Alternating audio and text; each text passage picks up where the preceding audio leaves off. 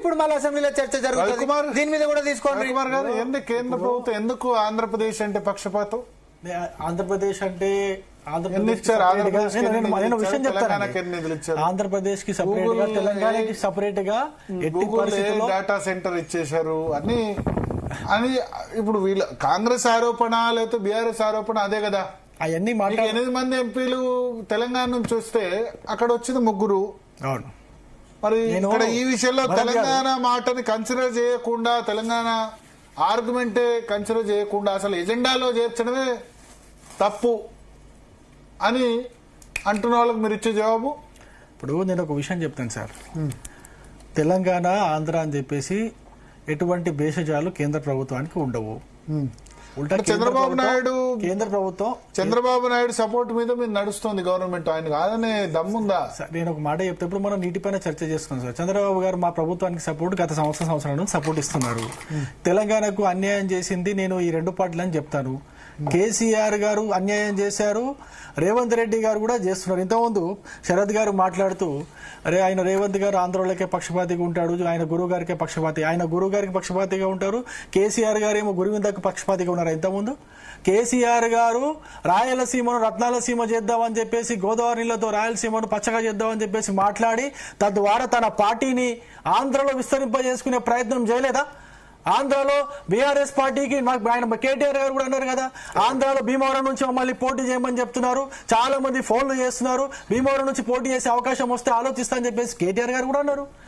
ఎంతసేపటికి తన యొక్క పార్టీని విస్తరింపజేసుకోవడానికి తెలంగాణకు అన్యాయం చేసింది ఈ యొక్క కేసీఆర్ గారు, బీఆర్ఎస్ పార్టీ. ఖచ్చితంగా చెప్తున్నాను, గత 2 సంవత్సరాలుగా తెలంగాణలో అనుమతి రాదు అని చెప్పగలరా? అనుమతి వచ్చే అవకాశం లేదు అని చెప్పగలుగుతాను. ఎందుకు అంటే ఇప్పటికే పోలవరం బ్యాక్ వాటర్ నుంచి 45 టీఎంసీలు ఇక్కడ పాలమూరు రంగారెడ్డికి వాడుకోవడానికి కేంద్ర ప్రభుత్వం అనుమతి ఇచ్చింది. మిగతా 45 టీఎంసీలు అయితే కావాలో పాలమూరు రంగారెడ్డికి ఇక్కడ ఉన్నటువంటి చిన్న ప్రాజెక్టుల నుంచి వాడుకోవాలని చెప్పేసి కేంద్ర ప్రభుత్వం స్పష్టంగా చెప్పింది. ఆ 45 టీఎంసీలు ఏ ప్రాజెక్ట్, చిన్న తరహా ప్రాజెక్టుల నుంచి ఎక్కడెక్కడ మీరు సేవ్ చేసుకుని వాడుకుంటారో ఆ డీటెయిల్స్ ఇవ్వమని చెప్పేసి కేంద్ర ప్రభుత్వం అడిగింది. కేంద్ర ప్రభుత్వం ఒక ఫార్మాట్ లో అడిగితే ఇంకో ఫార్మాట్ లో వీళ్ళు ఇచ్చినారు, అది ఇంకా పెండింగ్ లో ఉన్నది. వీళ్ళ చిత్తశుద్ధిని కూడా ఇప్పుడు ప్రశ్నించాల్సినటువంటి పరిస్థితి వస్తున్నది. నేను ఇంకో విషయం ఒక చిన్న పాయింట్ యాడ్ చేస్తా. మీరు ఇప్పుడు నల్లమల సాగర్ పాసిబుల్ అవుతుందా కాదంటే అసలు పంచాయత్ జీడబ్ల్యూడిటి కాడనే అయిపోయింది. బనకచర్ల కూడా మనకి అయిపోయింది అని అంటే గోదావరి వాటర్ డిస్ప్యూట్ ట్రైబ్యునల్ కాడ అయిపోయింది. ఎందుకంటే మనకు రావాల్సిన నికర జలాలల్లా తెలంగాణ వాటా అనేటటువంటి చేల కంటే ముంగటనే మిగులు జలాల పేరుతో మేము ఎత్తుకొని పోతామంటే కుదరదు అనేటటువంటి దాని మీద కూడా అది అయిపోయినటువంటి సంగతి గుర్తు చేస్తా ఉన్నా. సాగర్ పోతుందా, కృష్ణాలు చేసుకుని ప్రకాశం వేసుకొని కృష్ణాలు వేసుకొని ఆడికించి బనకచర్ల తీసుకుపోయే పాత ప్రతిపాదన ఎందుకు అయిపోయింది? అసలు మనం కొట్లాడడం కాబట్టి అయిపోయింది. మేము పచ్చి పులుసులు తినలే, మేము నాటుకోడ్లు తినలే, మేము బేసిన్లో బేసజాలని మేము అనలే, మన నీళ్లు ఎత్తుకుపోయేటటువంటి లేనే లేదని చెప్పి బనకచర్లను మేము డ్రాప్ చేయించినాం. రేపు పొద్దున ఇంకేదైనా ప్రయత్నాలు వాళ్ళు చేసినా మేము డ్రాప్ చేపిస్తాం. అంతే తప్ప హరీష్ రావు గారు బయటకు వచ్చి మేము విజయం సాధించినాం అంటే ఏం విజయం సాధించిర్రు అని అంటే కృష్ణా జలాలను దోషపెట్టినటువంటి దొంగలకే చరిత్రలకు ఎక్కిండ్రు. ఈరోజు మీరు దాంట్లో ఈరోజు ఏ అంశాలను మీరు తీసుకోండి, అది నేను మీరు పోతిరెడ్డిపాడు పోతిరెడ్డిపాడు వద్దు కానీ నేనేమంటా పాలమూరు రంగారెడ్డి గురించి చెప్పరాదు, నా టైం తీసుకొని మొత్తం వాయిస్ చేస్తున్నావు కదా. నేనేమంటున్నా పాలమూరు రంగారెడ్డి పైన 45 టీఎంసీలకు రాష్ట్ర ప్రభుత్వం నుంచి ఇంకా డీటెయిల్స్ రావాల్సిన అవసరం ఉన్నది. ఆ డీటెయిల్స్ వస్తే పాలమూరు రంగారెడ్డి అనేది అఫీషియల్ గా కేటాయింపులు కేఆర్ఎంబి ద్వారా కేటాయింపులు జరిగిన ప్రాజెక్ట్ లాగా తయారవుతుంది. అది ఇవ్వడానికి మీరు ఎందుకు ఇంకా టైం తీసుకుంటున్నారు? మీ అధికారులకు ఎందుకు మీరు చెప్పలేకపోతున్నారు? కేంద్ర ప్రభుత్వం ఇచ్చిన ఫార్మాట్ ఏంది, మీరు ఇస్తున్నటువంటి ఫార్మాట్ ఏంది, దానిపైన ఒకసారి చర్చ చేయండి. దానిపైన ఒకసారి మీ ఉత్తమ్ కుమార్ రెడ్డి గారికి చెప్పండి. ఇంకోటి ఇప్పుడు బనకచర్ల గురించి భరత్ గారు అడిగారు కాబట్టి చెప్తున్నారు. భరత్ గారు, పోలవరం నుంచి అయితే వాటర్ మిగులు వాటర్ వస్తుందో బ్యాక్ వాటర్ నుంచి 200 టీఎంసీలు బనకచర్లకు వచ్చే అవకాశం లేదు కాబట్టి దాన్ని క్లోజ్ చేసుకున్నారు.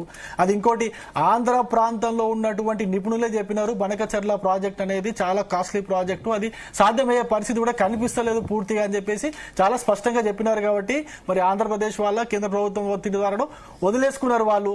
ఇప్పుడు నల్లమల్ల సాగర్ అని చెప్పేసి పెట్టుకున్నారు. నల్లమల్ల సాగర్ కూడా అది వచ్చే అవకాశం కనిపిస్తలేదు. ఎందుకంటే గోదావరి డిస్ప్యూట్ ట్రిబ్యునల్ ఏదైతున్నదో ఆ డిస్ప్యూట్ ట్రిబ్యునల్ నుంచి ఈ వాటర్ ని అలొకేట్ చేయాలి అంటే ఇక్కడ పాలమూరు రంగారెడ్డి కోదబెట్టాల్సి వస్తుంది. ఆ 45 టీఎంసీలకు వెళ్ళి ఆ 45 టీఎంసీలకి కోత పెట్టే అవకాశము లేదు. ఎందుకంటే ఆల్రెడీ సిడబ్ల్యూసీ ఓకే చెప్పేసింది, కేఆర్ఎంబి కూడా దానికి అఫీషియల్ గా అది వచ్చేసింది కాబట్టి అది వచ్చే అవకాశం కూడా లేదు. దానికైనా కూడా 59,000 కోట్లు 60 కోట్ల రూపాయల ప్రాజెక్టు ఆంధ్రప్రదేశ్ కి ఆ 100 టీఎంసీలు కూడా రావు నాకు తెలిసి. నల్లమల సాగర్ పూర్తి చేస్తే 100 టీఎంసీల అవకాశం కూడా లేదు. 60 రోజులకి ఒక నిమిషం ఆగే, మీరు అన్యాయం చేస్తున్నారు, తెలంగాణకి అన్యాయం చేస్తుంది బీజేపీ ఏపీకి అనుమతులు ఇయ్యారు కదా.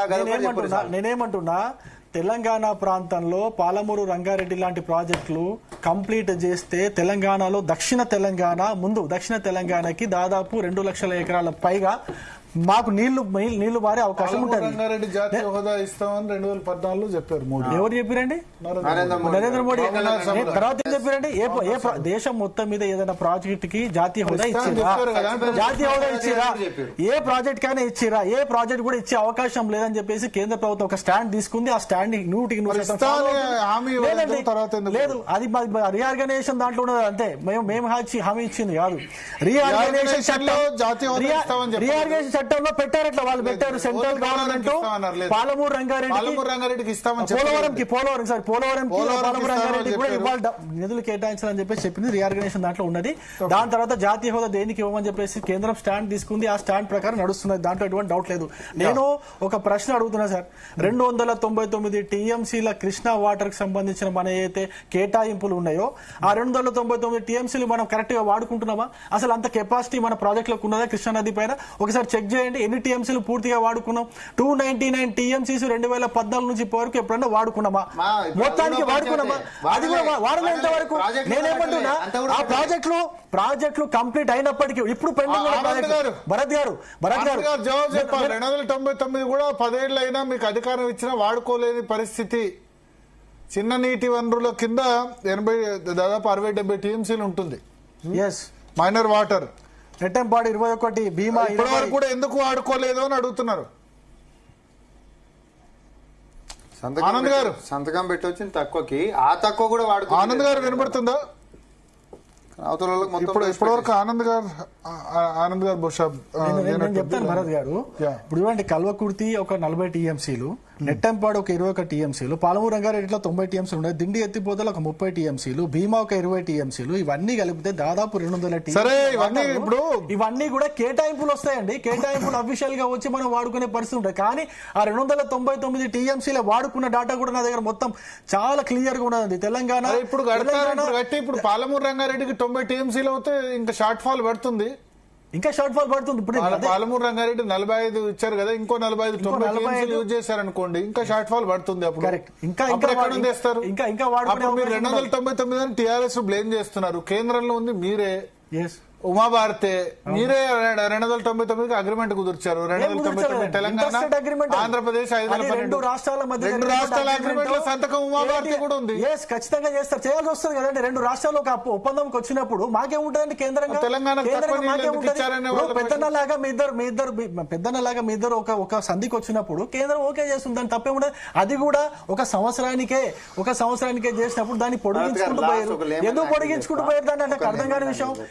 ఇప్పుడు సొల్లు కబుర్లు చెప్తున్నటువంటి బీఆర్ఎస్ వాళ్ళందరూ కూడా మరి 7 సంవత్సరాలు 299 టీఎంసీలకి ఒప్పుకుంటూ దాన్ని ఎక్స్టెండ్ చేసుకుంటూ పోవడానికి కారణం ఏంది? ఎందుకు మాట్లాడారు? సరే, ఇప్పుడు కాంగ్రెస్ వాళ్ళు వచ్చి మాట్లాడుతున్నారు, మీరేం చేస్తున్నారు? 2 సంవత్సరాల నుంచి 299 టీఎంసీలు మీరు పెంచుకునే ఎక్కడ పెడుతున్నారు? ఈ సొల్లు కబుర్లు చెప్పుకుంటూ ఒకరిపైన బురదలుకోవడంతో సరిపోయింది. కానీ ఇప్పుడు పాలమూరు రంగారెడ్డి ఎందుకు మీరు 7,000 కోట్ల ఖర్చు చేసిన, అది కూడా పెండింగ్ బిల్స్ క్లియర్ చేసి, మిగతా ఎందుకు ఖర్చు లేకపోతే 2 సంవత్సరాలు సరిపోలేదా మీకు? అంటే ఇప్పుడు మీకు కేసీఆర్ గారు అసెంబ్లీకి వస్తేనే కంప్లీట్ చేస్తారా? ఇదే నా కథ ఉన్నది. నేను పోనీ ఇంకొక 4,000 కోట్లు పెడితే నెట్టంపాడు మొత్తం పూర్తిగా ఆ లాస్ట్ మైల్ వరకు నీళ్లు పోతాయి కదా.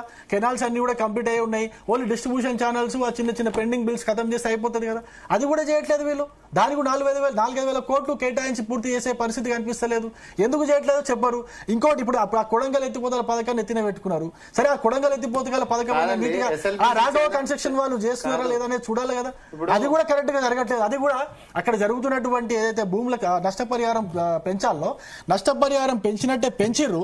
ఇప్పటి వరకు కూడా 1 ఎకరా భూమి కూడా పెంచి నష్టపరిహారం ఇవ్వట్లేదు. దాని గురించి మాట్లాడితే ఇప్పుడు దాన్ని మళ్ళీ పెండింగ్ లో పెట్టే పరిస్థితి కనిపిస్తుంది. భూమి ఇచ్చిన రైతులకు మరి వాళ్ళు పెంచిన నష్టపరిహారం ఇవ్వాలి కదా. పెద్ద పెద్ద ప్రగల్భాలు వాళ్ళకుంటూ పోకనాలు పోకుంటూ ఆడొచ్చి మేము ఎకరానికి భూమి అది పెంచినాము, ఎకరానికి ఇచ్చే నష్టపరిహారం పెంచినామని మాట్లాడితే సరిపోతుందా? ఇవ్వాలి కదా, డబ్బులు ఇస్తే కదా ప్రాజెక్టు ఫాస్ట్ ట్రాక్ లో నడుస్తుంది. అంతేకాదండి, నేను ఇప్పుడు కూడా చెప్తున్నా, ఈ రెండు పార్టీలకు కూడా పాలమూరులో పారే నీటి పైన అసలు కొంచెం కూడా వాళ్ళకి చిత్తశుద్ధి లేదు. పాలమూరుని పచ్చగా చేయాలనే ఆలోచన వీళ్ళకి కొంచెం కూడా మైండ్ లో లేదు. ఒకవేళ పాలమూరుని పచ్చగా చేస్తే పాలమూరు ప్రజలు ఎక్కడ యాక్టివేట్ అయిపోయి ఎక్కడ చైతన్యం పొందుతారు, ఎక్కడ ఈ రెండు పార్టీల బండారం బయట పెడతారన్న భయమే ఉన్నది. కానీ వీళ్ళ యొక్క చిత్తశుద్ధిని ప్రశ్నించే మా పార్టీ లాంటి వాళ్ళు బీజేపీ నాయకులు మాట్లాడుతుంటే మీ కేంద్రం ఏం చేస్తుందని చెప్పేసి మా పైన బట్ట కలిసి మీదేస్తున్నారే కానీ వీళ్ళు ఏం చేయాల్సింది చేస్తున్నారా లేదా అనే దానికి సమాధానం స్ట్రైట్ గా చెప్పారండి. స్ట్రైట్ గా చెప్పారు. ఒకరిపైన ఒకరు ఆరోపణలు వేసుకోవడం, దృష్టి మరల్చుకోవడం, ఒకరిపైన ఒకరు చెప్పుకోవడం, వాళ్ళు చేయలేదు, మీరేం చేస్తారు చెప్పకుండా మీరు చేయలేదు కేంద్రం చేయలేదని మాట్లాడుకుంటూ కూర్చుంటారు. 2014 నుంచి ఇప్పటి వరకు 4 రాష్ట్రాలకు ట్రిబ్యునల్ అడిగారండి కేసీఆర్ గారు. 4 రాష్ట్రాల ట్రిబ్యునల్ అడిగితే అది సుప్రీంకోర్టులో కేసు వేస్తారు. ఆ సుప్రీంకోర్టులో వేసిన శరత్ గారు చెప్పాలి ఇప్పుడు లైన్ లో ఉంటే, సుప్రీంకోర్టులో వేసినటువంటి కేసుని విత్డ్రా చేసుకుంటే వెంటనే దానికి సంబంధించినటువంటి మళ్ళీ నోటిఫికేషన్ ఇస్తాం, ఆ ట్రిబ్యునల్ కైనా కనీసం రిఫరెన్సెస్ ఇస్తామని చెప్పేసి చెబితే ఇంతవరకు 2021 వరకు కూడా వాళ్ళు కేసు విత్డ్రా చేసుకోలేదు. 2021 లో విత్డ్రా చేసుకుంటే 22 లో రిఫరెన్స్ వెంటనే కేంద్ర ప్రభుత్వం ఇచ్చింది. విత్డ్రా చేసుకున్నారు కదా, విత్డ్రా చేసుకున్న తర్వాత వెంటనే కేంద్ర ప్రభుత్వం రిఫరెన్స్ ఇచ్చింది. అంటే కేంద్ర ప్రభుత్వాన్ని ఎందుకు బద్నాం చేయడం అంట? పెండింగ్ పెట్టేది మీరు కేసు విత్డ్రా చేసుకోకుండా పెండింగ్ పెట్టేది మీరు. పాలమూరు రంగారెడ్డికి సంబంధించిన డిపిఆర్స్ నల్లమల సాగర్ గాని బెనకచెర్లకు అనుమతి రాదా? కేంద్రం వచ్చే అవకాశాలు కనిపిస్తలేవండి, నాకైతే కనిపిస్తలేదు. బీజేపీ ఖచ్చితంగా ఇవ్వదు. ఎందుకంటే ఇప్పుడు రెస్పాన్సిబుల్ వహిస్తారా బాధ్యత మీద ఇచ్చే అవకాశం కనిపిస్తలేదు చాలా స్పష్టంగా. ఇప్పుడు రామ్మోహన్ రెడ్డి గారు కూడా చెప్తున్నారు, నేను కూడా అదే చెప్తున్నాను. గోదావరి రివర్ డిస్ట్రిబ్యూట్ ట్రిబ్యునల్ ప్రకారము వాళ్ళు ఇచ్చిన అనేక తీర్పుల ప్రకారము చూస్తే, వాళ్ళు అలొకేషన్ చేసినటువంటి ఆ వాటర్ ప్రకారం చూస్తే ఇప్పుడు బనకచర్ల ఎట్లాగో రాదు, నల్లమల సాగర్ కూడా వచ్చే అవకాశం కనిపించట్లేదు. అందరికి అర్థమయ్యేటట్టు చెప్పాలంటే తెలంగాణ పంచాయత్ దిగినాకనే మిగతా ప్రాజెక్ట్